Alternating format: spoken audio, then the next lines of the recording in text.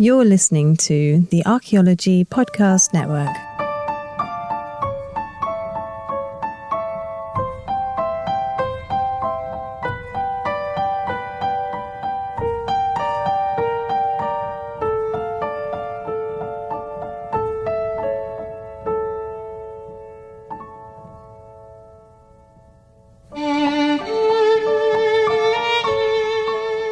Welcome to the Past Macabre, where we journey through history to uncover how our relationship with death reflects the values, fears, and hopes that shape the way people live.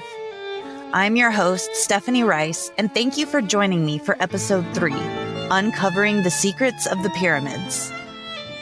In Episode 1 and 2, we explored the early funerary architecture that laid the foundations for Egypt's pyramids.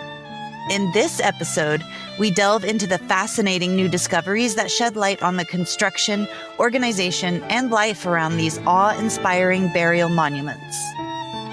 So far, 118 pyramids have been discovered in Egypt. Each one is a testament to the ingenuity and ambition of humanity. But how were these massive monuments really built? Every year, new archaeological evidence reveals more and more about the construction process. Let's explore what it took to construct these marvels of engineering and how the process of building these monuments for death impacted life in ancient Egypt.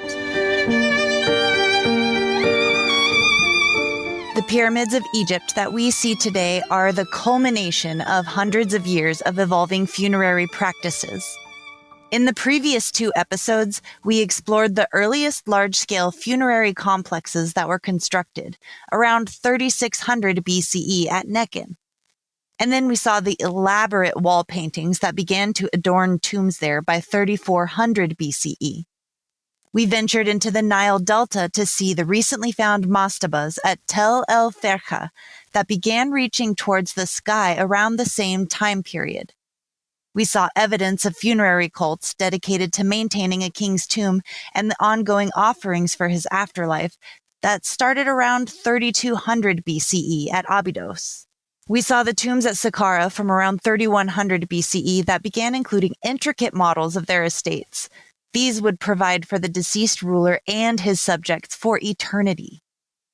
We also explored the evolution of tomb architecture as rulers and elites began incorporating different combinations of these elements into increasingly elaborate designs over several centuries. Then we saw the major shift that occurred around 2800 BCE when builders at Saqqara began carving out complex subterranean chambers into the bedrock, instead of the pits in the sand that were reinforced and divided into rooms by mud brick walls. And then we saw these techniques all culminate around 2700 BCE in the construction of the very first pyramid in Egypt. Designed by the legendary architect Imhotep, the step pyramid of Djoser still stands today. Djoser was the first ruler of the Third Dynasty, and he laid the foundations for Egypt's pyramid building legacy. Though the Third Dynasty lasted only about 75 years, this era saw the first steps toward perfecting pyramid construction. Djoser's step pyramids started as a large mastaba like those of his predecessors, and it transformed through several phases into the extraordinary monument it became.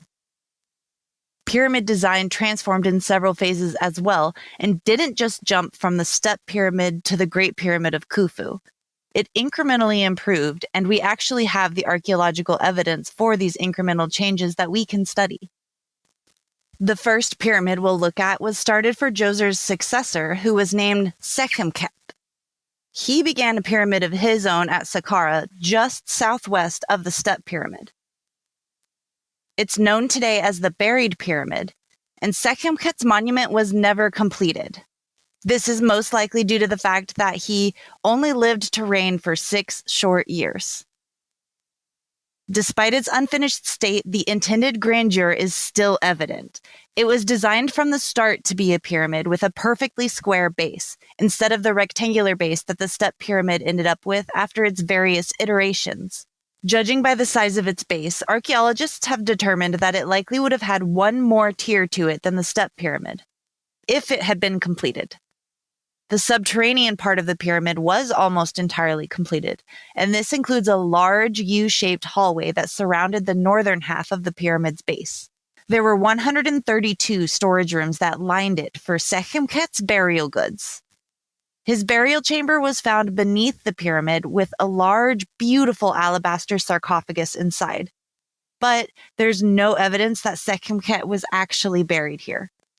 This is most likely due to his untimely death, and just like the unfinished state of his pyramid. So far, no evidence of Sekhemkhet's true burial has been found, leaving behind an ancient unsolved mystery for us. Since the construction on this pyramid was still unfinished, several markings left to identify materials or guide the builders are still visible on the stones around the complex. One of these is a stone on the outer wall, and it has the name Imhotep, evidence that the man who designed the step pyramid was likely still lead architect during this construction. Imhotep appears to have been the engineer who continued the advancement of pyramid architecture in these early years, building upon his previous design. Not long after Sekhemkhet's pyramid was abandoned, a new necropolis was established for the elite of the capital of Min-Nefer, or Memphis. It's about 7 kilometers or 4 miles to the north of Saqqara, in an area now known as Zawiat el-Aryan. Amongst several impressively huge mastabas that were built by the most influential Egyptians of the time, 2 pyramids were started here but left unfinished. They date to the Third Dynasty, and the first of these is called the Layer Pyramid. It may have belonged to the pharaoh named Kaba, who ruled towards the end of the Third Dynasty based on the few artifacts that were found nearby, but not within the pyramid itself. The portions of the pyramid complex that were completed were almost an exact copy of Sekhemkhet's, but there's no markings to confirm if Imhotep was involved or if his plans were just utilized by his successor. Unlike Sekhemkhet's pyramid, the subterranean features weren't completed here at the Layer Pyramid, and the burial chamber did not yet have a sarcophagus in it. Again, probably due to another short reign by the king who commissioned the Layer Pyramid. The second pyramid at Zawiat el-Aryan is known as the Northern Pyramid. It's unclear who it belonged to, but some archaeologists think that it may have been intended for Nebka, another ruler that we know very little about from the Third Dynasty. Even less of it was completed than the Layer Pyramid or Sekhemkhet's, but the burial chamber and stairway to it were. Within the burial chamber was an impressive sarcophagus carved out of a massive block of pink granite. Based on what we know of granite sources at the time, this was probably brought all the way from Aswan, 750 kilometers, or about 466 miles to the south of this site. As with most goods in ancient Egypt, it would have been moved using boats on the Nile. And then there's a shallow valley, also known as a wadi in Arabic, that's near the pyramid site here, that would have flooded during the Nile's inundation period. This would have made it easy to move the granite block using a cargo barge on the water and get it very close to the pyramid site. I'm not sure how long it would have taken to move the granite from Aswan to this pyramid back then, but today you can travel from Aswan to Cairo by taking a 4-day Nile River cruise if you ever wanted to travel the same journey. The most curious thing about the granite sarcophagus wasn't the distance that it traveled, but that the interior was carved in an oval shape. Most stone sarcophagi found throughout Egypt's history were carved with a rectangular interior. Researchers think that this one may have been an intentional symbolic homage to the very early pre-dynastic pit burials that were oval-shaped, long before the funerary structures we talked about in the very first episode.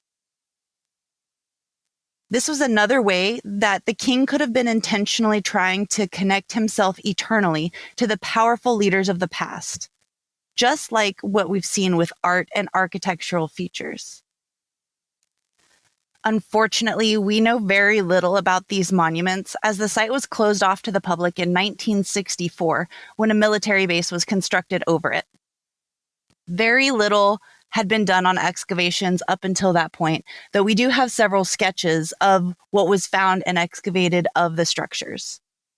Several of the mastabas were removed from this area, and it's been reported that the remains of the 2 pyramids may have been heavily damaged, including the subterranean sections. Further exploration of these unfinished pyramids could have provided invaluable information on the transition and burial architecture, but now they remain shrouded in mystery, hidden beneath layers of modern-day restrictions. The Pyramid of Sekhemkhet, the Layer Pyramid, and the Northern Pyramid might not have been finished, but they provide us with valuable insights into the architectural advancements that continued through the Third Dynasty. Despite the short reigns of so many kings of the Third Dynasty and the lack of information about them, all of the evidence found so far points to it being a time of peace, favorable Nile conditions that led to abundant harvests, and prosperity in trade endeavors with their neighbors. This paved the way for pyramid building to reach its golden age in the Fourth Dynasty. The kings of this dynasty harnessed the immense resources and workforce that was at their disposal to create some of Egypt's most iconic structures.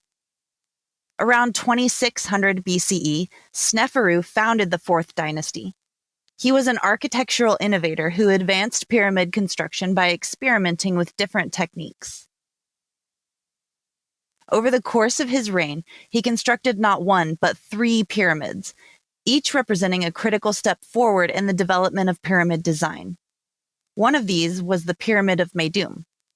Interestingly, Meidum is far from the capital and the previous royal burials. It's located about 65 kilometers or 40 miles south of Saqqara, near the Fayum Oasis.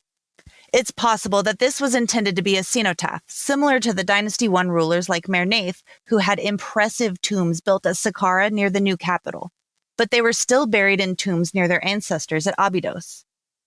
The Fayum Oasis is a very fertile, fairly large patch of wetland formed by a branch of the Nile that flows into a basin.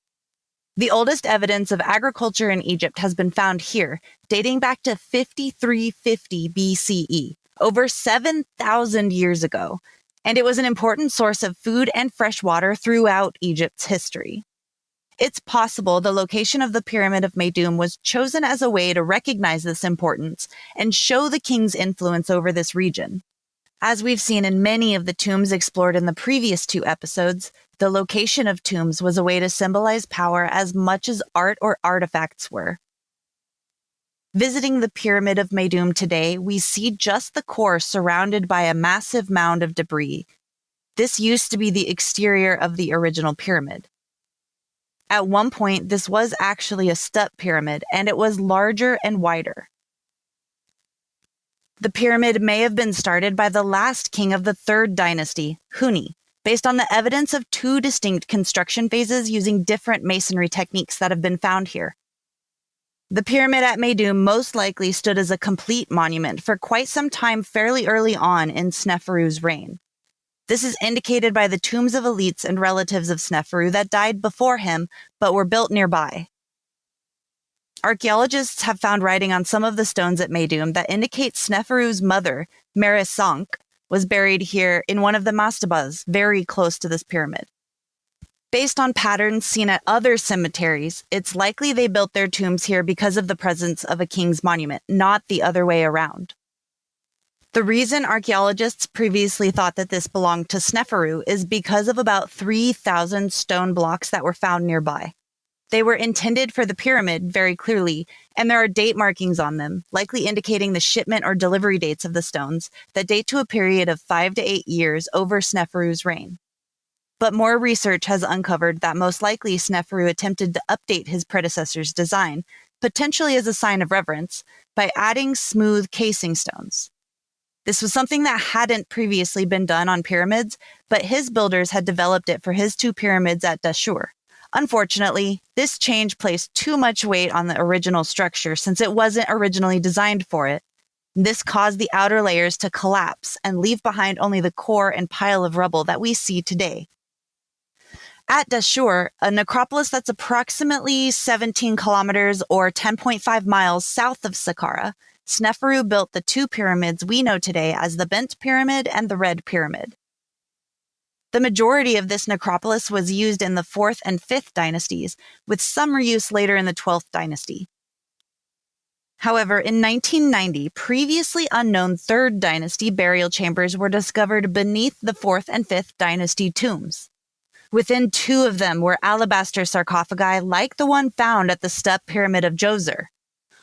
Unfortunately, there were signs of previous looting, and more research still has to be done on what remains of the burial chambers to find more clues.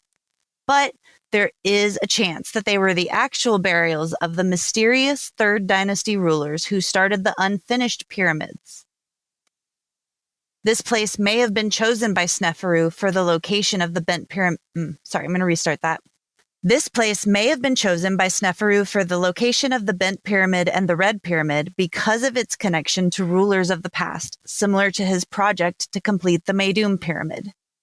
Based on evidence uncovered from the late 80s through the early 2000s, these pyramids may have been designed as a symbolic pair and built at the same time.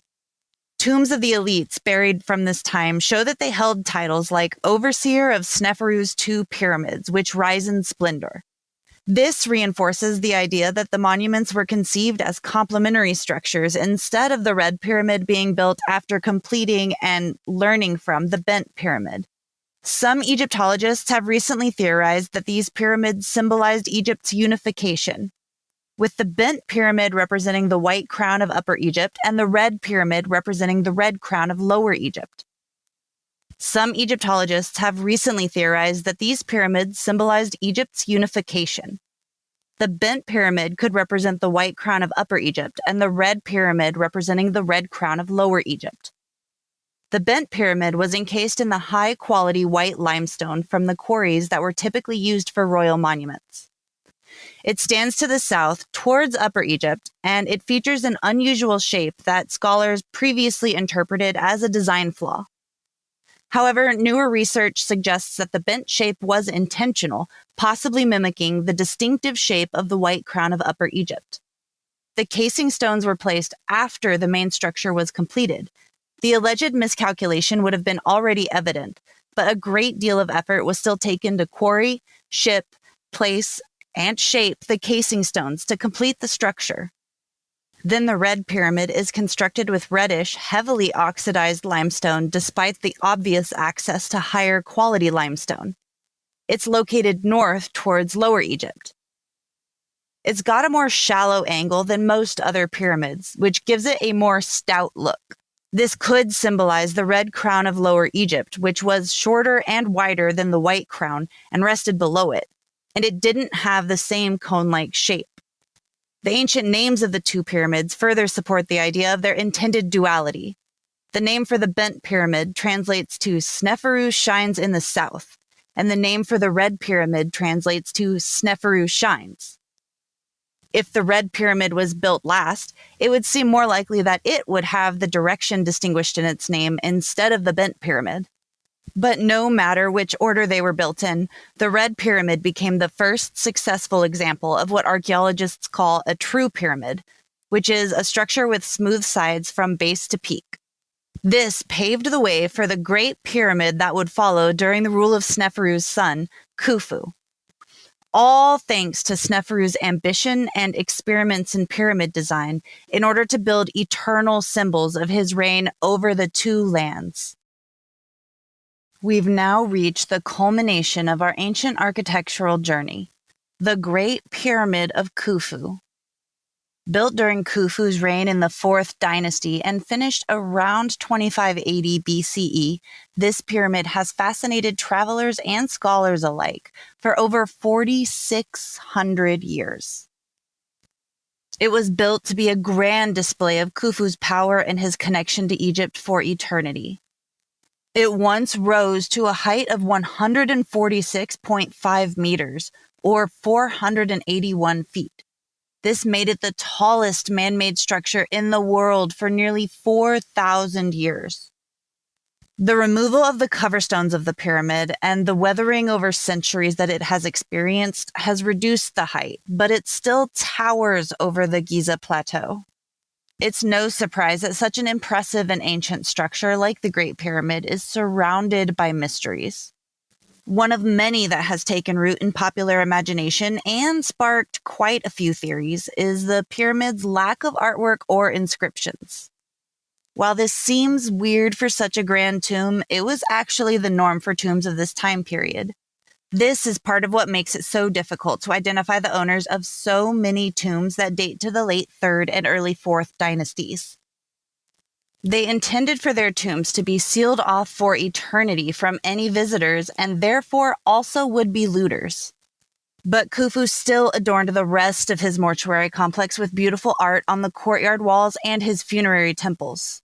These were intended to be visible to the elites, priests, and royals who would have access to the complex to pay their respects to Khufu, but they wouldn't have access to the inside of the tomb itself.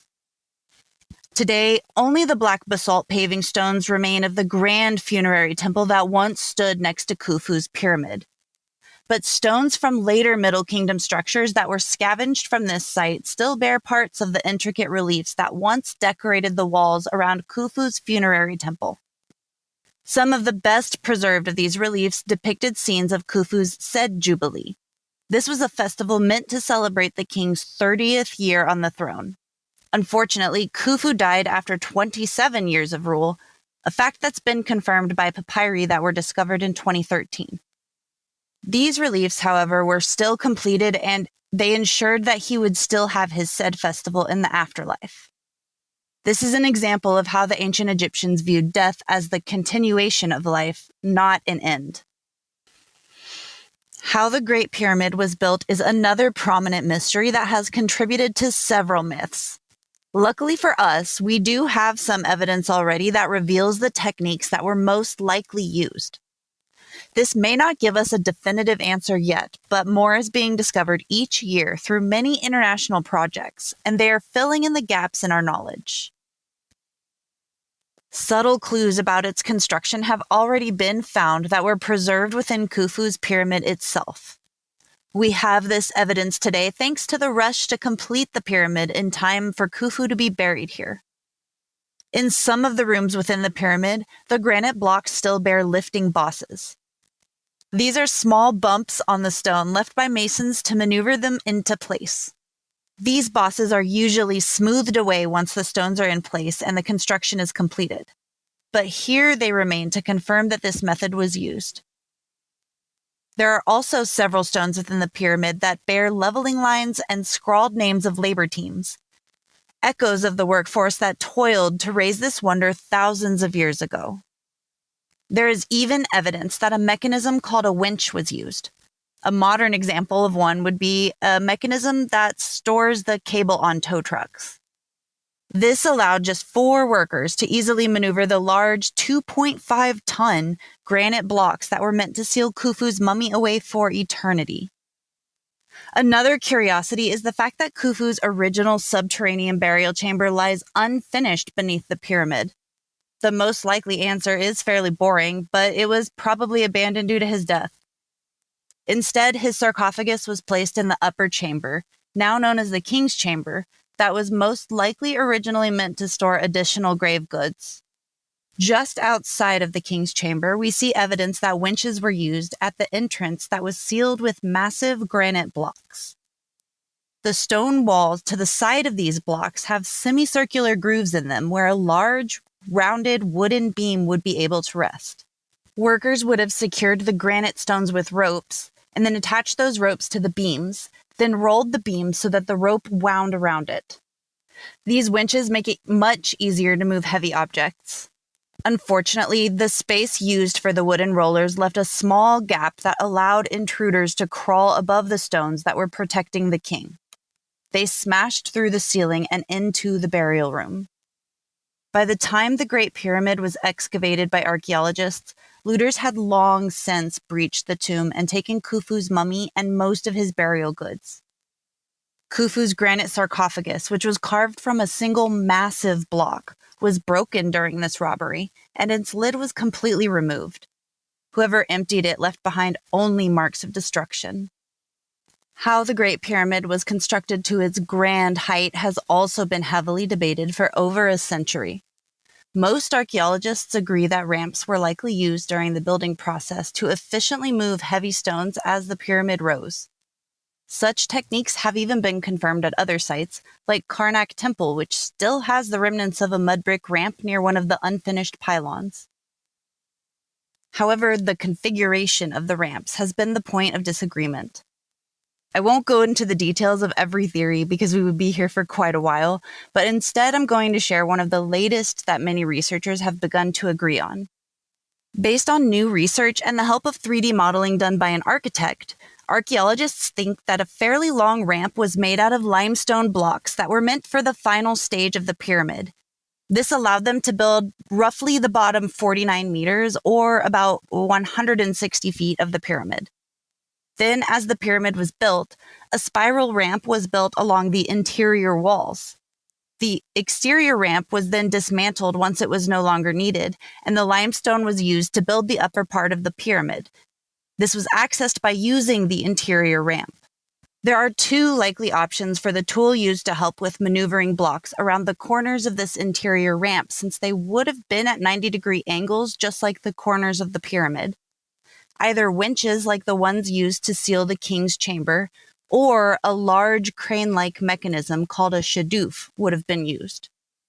We've seen evidence of the winches here at the pyramid site already. As for the shadoof, we know that they were used in ancient Egypt to move water from the Nile based on tomb paintings, but they were typically made of wood and aren't preserved well. Shadoof are long poles with a container attached to one end with a rope, and the other end has a counterbalance tied to it, which was usually a stone.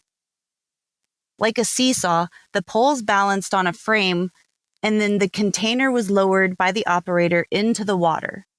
When it was filled, the operator would let go, and the counterbalance would lift back up. This would pull the bucket up out of the water. As for where they would have rested on the pyramids when they were in use, there is a notch in the stones on the northeast corner of the pyramid, almost halfway to the top. It was previously assumed that this notch was left during the theft of the cover stones on the pyramid, but now researchers have begun to look at it more closely. Whichever lifting mechanism was used could have been set up here and at similar notches yet to be uncovered. The space here has plenty of room for setting up the mechanism, lifting, and then turning large stone blocks.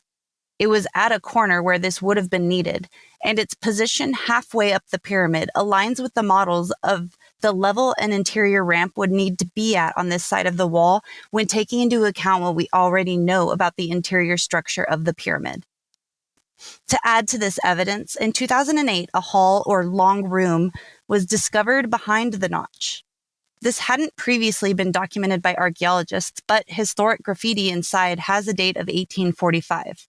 Clearly, at some point in the 19th century, someone had made the climb up, but either they were not with any archaeological expedition, or they deemed it so insignificant it was not worth noting.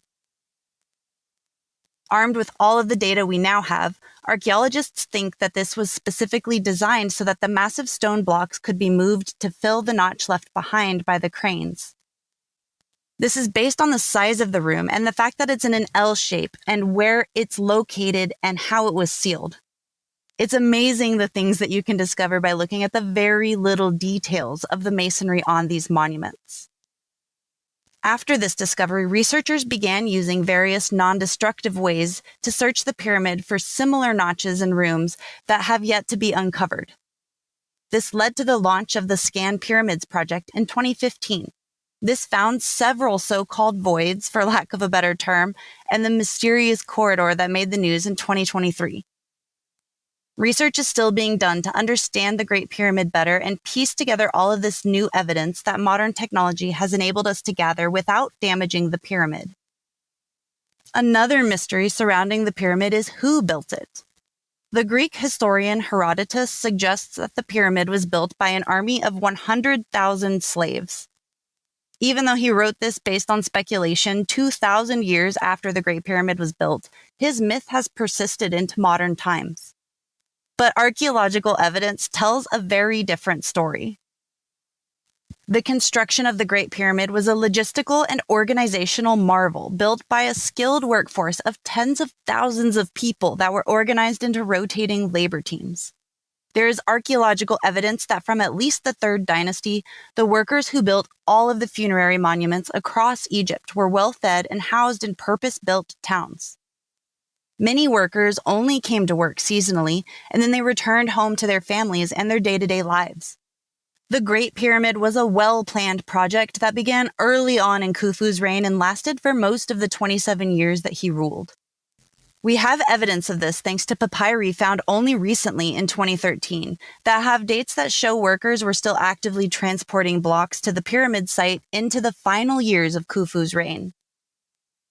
Pyramid building was a massive state project supported by an organizational workforce that functioned very well during the Fourth Dynasty. Farmers, artisans, and skilled laborers were conscripted for periods of time, often as part of their tax obligations according to later royal decrees we found, in order to bring the massive workforce that was required to build these monuments. The settlements that were built to house and feed this vast workforce were known by a term that translates to pyramid towns.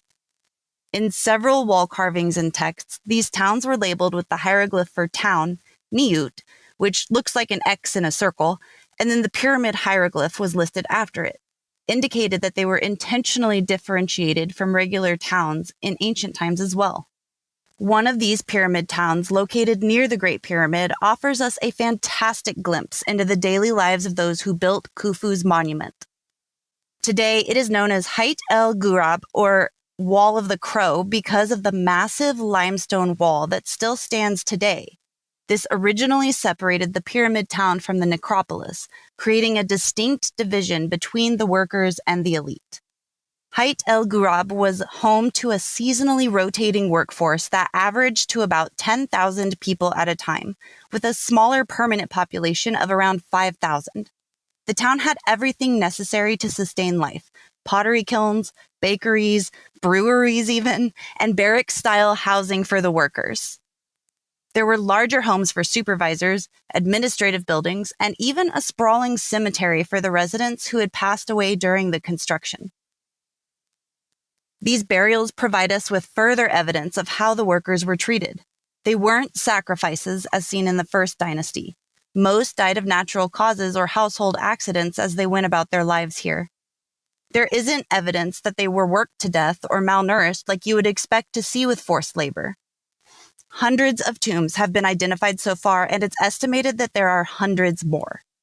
Forensic studies of the bodies found in the more modest tombs show signs of tough physical labor for most of their lives, while the tombs that are more elaborate tend to show less signs of the physical labor. There were also deposits of large amounts of animal bones that were found with clear evidence that they were sources of food. Archaeologists have calculated that an average of 11 cows and 37 goats or sheep were needed each day to feed the workers of Hayt el Ghurab. This is based on the amount of animal remains that were found here and by calculating how much protein an average human needs per day in order to sustainably perform hard labor. The Western Desert would not have had the amount of suitable land for grazing that would have been needed to keep herds of that size.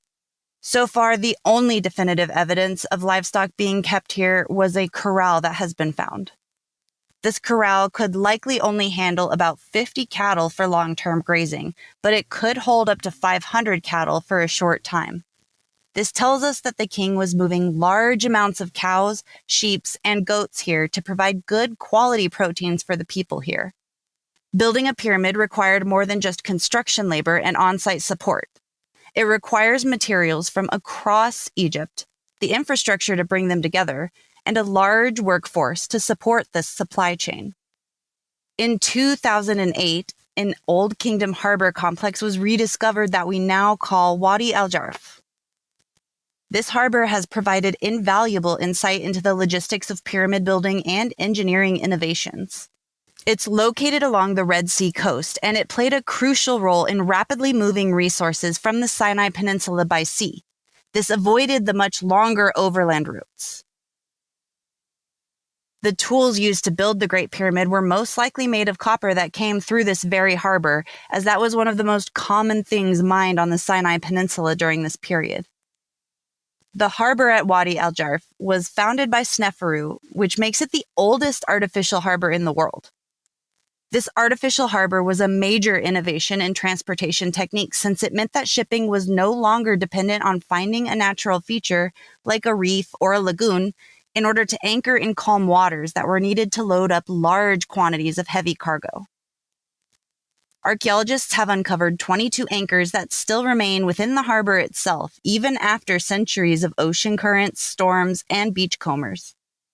An additional 99 anchors were found in storage within the large complex. This many anchors provide convincing evidence of the site's heavy usage. Some of the anchors in storage still bear hieroglyphs written in ink, likely identifying the boats that they were meant for, and this offers us glimpses of the individuals who navigated these waters to deliver their precious cargo.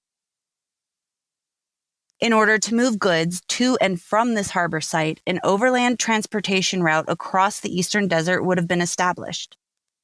Archaeologists, including myself, are still working to piece together these overland routes, both here and at other ancient Egyptian Red Sea harbors.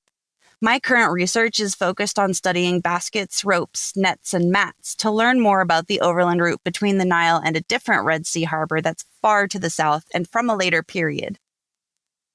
From what we know, after these overland routes, the goods from the Red Sea harbors would arrive at the Nile, and then they were shipped on cargo barges along the river until they reached the port that was closest to their final destination.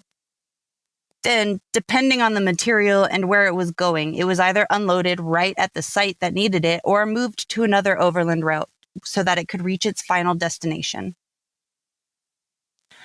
This harbor complex stretches approximately 6 kilometers from the foothills of the eastern desert to the Red Sea shoreline, and it provides us with a view into what port towns of the Old Kingdom were like. It had a temporary housing area for sailors and workers traveling through the port, and more permanent homes for the officials who managed the docks. There was even a pottery kiln where the massive jars that were used for shipping goods were made. There were over 30 storage rooms carved directly into the limestone hills near a freshwater spring at Wadi al-Jarf. These rooms were used to house equipment, boat parts, and supplies for the ships and crews that were working the harbor. Here, archaeologists unearthed an extraordinary cache of papyri in 2013. The oldest inscribed papyri ever discovered in Egypt, because these can be dated undeniably to the reign of Khufu. These texts were written in the hieratic script, which is a simplified form of hieroglyphs that's used for administration tasks. During this time, most people were not taught to read or write. It was very limited to the members of the royal family, overseers, administrators, and priests.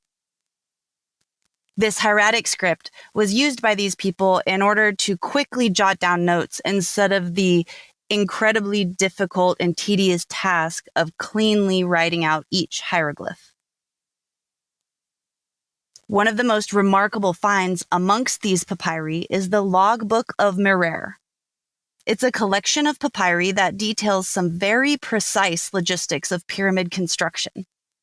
Merer was an overseer of 200 men, and he meticulously recorded the transportation of massive limestone blocks from the Tura quarries to the construction site for Khufu's pyramid at Giza. While Wadi al-Jarf itself was not part of the direct limestone supply chain for the pyramid, the papyri indicate that copper used for tools came through this port from the Sinai Peninsula, and Merer oversaw its shipment as well. These tools were essential for shaping the stone blocks used to build the monumental structure. In addition to the confirmation of materials, the logbook of Merer provided the name of a previously unknown and yet to be located administrative center along the Nile. This is where the materials went through for processing as they were moved over to the pyramid site. A find like this can help archaeologists uncover new sites that will add to our understanding of how the pyramids were built. If we can find this administrative center, perhaps we can find even more evidence of exactly how the pyramid was built. At the end of Khufu's reign, which was likely around the completion of the Great Pyramid, Wadi al-Jarf was decommissioned. The boats that had once ferried critical supplies were carefully disassembled and then stored in the harbor's limestone storerooms. In a clearly intentional act of preservation, the storerooms were sealed shut with large limestone blocks, and then further protected with clay mortar that sealed the edges to guard against moisture. This deliberate closure underscores the strategic importance of the port during its active years and shows that it was intended to be used again later. Otherwise, they would have just taken the materials with them, or not gone to so many efforts to seal them up to be protected. The evidence does show it was only partially reused during later periods, but never again to its full capacity. The research at Wadi al-Jarf, Hayt el-Ghurab, and other sites like them show us the meticulous planning involved in every stage of pyramid construction, from gathering the materials to building the monument itself. Essentially, a massive economy was centered around the funerary monuments. The pyramid towns supported tens of thousands of seasonal workers, thousands to manage those workers, and thousands more to supply the workforce with food, tools, and everyday goods. Then there was the vast network of ports, ships, administrative centers, overland routes, mines, quarries, and so much more that was needed to acquire and move materials.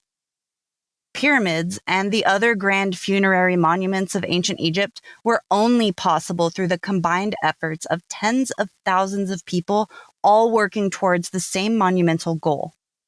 It may even be likely that Herodotus wasn't too far off with his estimation of 100,000, though they weren't slaves.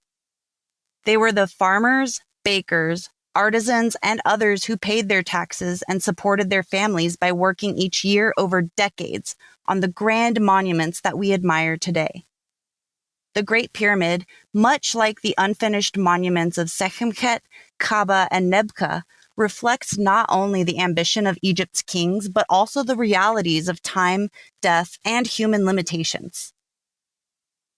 But even in their rush to complete these colossal tombs, they left behind marvels that have endured for centuries. After Khufu's, pyramids continued to be built by ancient Egyptian rulers until the 18th dynasty, over 1,100 years after the step pyramid was built, though they were built with less and less frequency than during the golden age of pyramid building that was the Fourth Dynasty. Now, this is the end of our journey through ancient Egyptian tombs as they evolved over time. For now. I could spend a year's worth of episodes diving into the centuries of burial monuments that reflected the ways Egyptian rulers tried to immortalize themselves in stone. Instead, we'll spend some time exploring different regions and different time periods in our upcoming episodes. In the next episode, join me for a journey to the Emerald Hills and Valleys of Ireland, where it's believed the veil between life and death is especially thin around this time of year. We'll look at the Neolithic passage tombs, Iron Age ring forts, and the goddesses of ancient Ireland that are tied to the origins of Halloween. Until next time.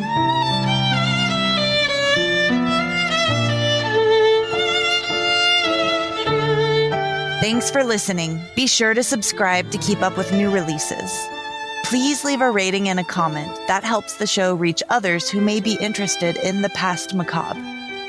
For access to bonus content from all Archaeology Podcast Network shows, become a member at archpodnet.com/members. That's archpodnet.com/members. You can find show notes for this and other episodes at archpodnet.com/TPM and follow Past Macabre on Instagram. That's PAST_MACABRE. You'll find pictures of the sites and artifacts discussed, Q&A sessions, and episode topic votes. Hope to see you there.